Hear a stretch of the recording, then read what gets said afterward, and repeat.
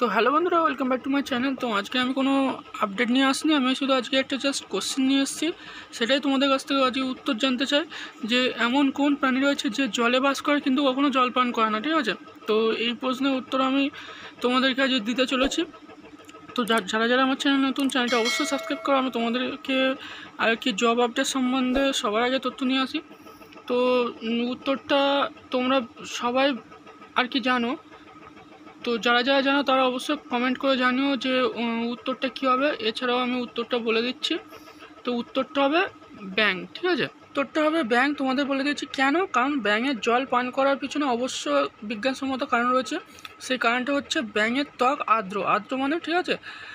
তাই ব্যাঙের ত্বকের মাধ্যমে জল শোষণ করে ও তাদের পান করার দরকার হয় না, ঠিক আছে? আর্দ্র মানে ছিদ্র ছিদ্র থাকে, খুবই মানে সূক্ষ্ম টাইপের, যা ওদের ওই ত্বকের মাধ্যমে আর কি শরীরে জল প্রবেশ করে, ঠিক আছে?